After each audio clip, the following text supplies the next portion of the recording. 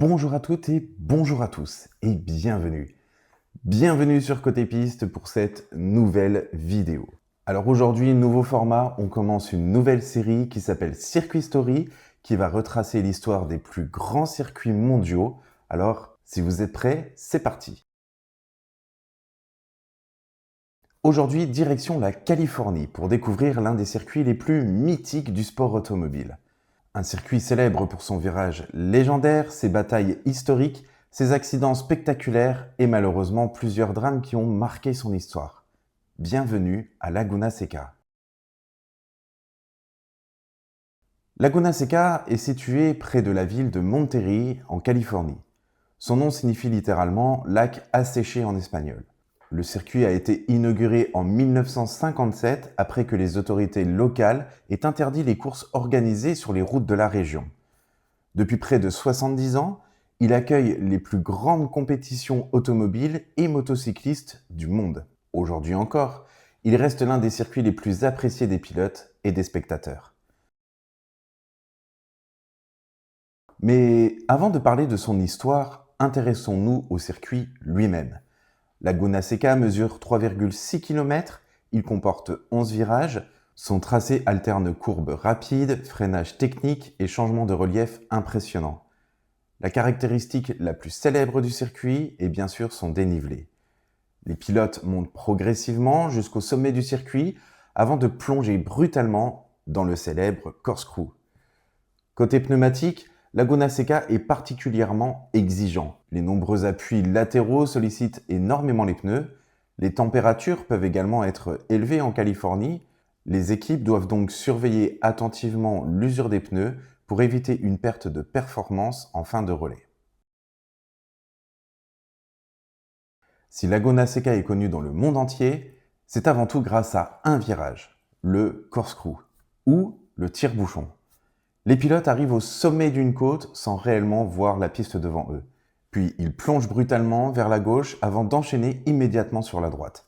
La descente est tellement importante que certains pilotes la comparent à une chute libre. À la télévision, cela paraît impressionnant, mais en réalité, ça l'est vraiment. Et pour cause, entre l'entrée et la sortie de ce virage, les voitures descendent d'environ 18 mètres. C'est l'équivalent d'un immeuble de 5 étages. Et ce virage a été le théâtre d'événements dont nous allons parler tout de suite. En 2008, Valentino Rossi et Casey Stoner se disputent la victoire en MotoGP. Arrivé au corkscrew, Rossi tente un dépassement extrêmement agressif. Les deux pilotes roulent roue dans roue.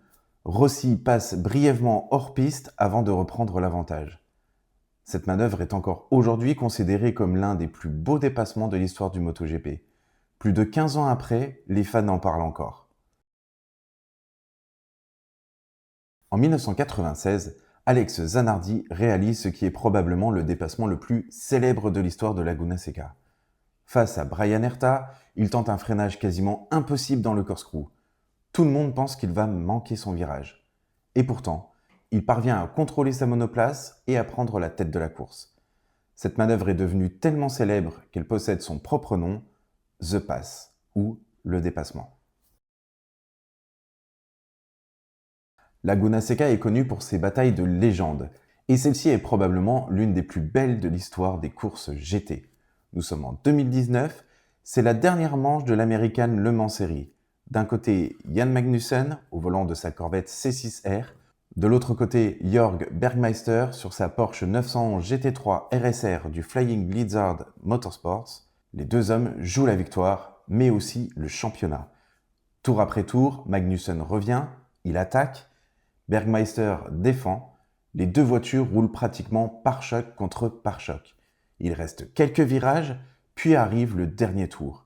Et enfin, le dernier virage. Magnussen tente le tout pour le tout. Il plonge à l'intérieur. Les deux voitures se touchent. Le contact est suffisamment violent pour que la Corvette parte en tête à queue et termine sa course dans les barrières de pneus. Pendant ce temps, Bergmeister parvint à garder le contrôle de sa Porsche et à franchir la ligne d'arrivée en première position. Après plusieurs heures de course, tout s'est joué dans le dernier virage.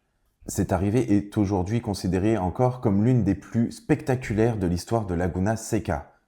Après la course, Les commissaires sportifs ont estimé que le contact aurait pu être évité. Magnussen et Bergmeister ont tous les deux été placés sous probation pour les 2 premières manches de la saison suivante. Une façon de rappeler que même dans une bataille d'anthologie, il y a des limites à ne pas franchir. Mais Laguna Seca est aussi associé à un drame qui a profondément marqué le sport automobile. Nous sommes en septembre 1999, le pilote uruguayen Gonzalo Rodriguez participe à une séance d'essai libre d'un championnat de monoplace. À l'approche du corkscrew, sa voiture quitte la piste à très haute vitesse. Elle décolle, franchit les protections et effectue plusieurs tonneaux. Les secours interviennent immédiatement. Malheureusement, Gonzalo Rodriguez succombe à ses blessures. Il n'avait que 28 ans. Considéré comme l'un des plus grands espoirs du championnat, sa disparition provoque une immense émotion dans le paddock. À la suite de cet accident, plusieurs améliorations de sécurité seront apportées au circuit afin de limiter les risques dans cette zone. Mais les pilotes ne sont malheureusement pas les seuls exposés aux dangers du sport automobile. En 2018, lors d'un événement privé de type track day organisé sur le circuit, un commissaire de piste perd la vie. Une voiture quitte la piste et percute une zone où se trouve du personnel. Malgré l'intervention rapide des secours, le commissaire succombe à ses blessures. Ce commissaire s'appelait Edward Richard Rains. Âgé de 68 ans, il possédait plusieurs décennies d'expérience en bord de piste et était une figure très respectée du sport automobile américain. Ce drame rappelle que derrière chaque drapeau agité et chaque intervention se trouvent des hommes et des femmes qui prennent des risques pour assurer la sécurité des participants. Leur travail est souvent discret, pourtant sans eux, aucune course ne pourrait avoir lieu. Près de 70 ans après son inauguration, Laguna Seca reste un circuit unique. Son corkscrew est devenu l'un des virages les plus célèbres de la planète. Ses batailles sont entrées dans l'histoire, ces drames ont permis de faire progresser la sécurité, et chaque année, de nouvelles pages continuent de s'écrire. Peu de circuits peuvent se vanter d'avoir une identité aussi forte.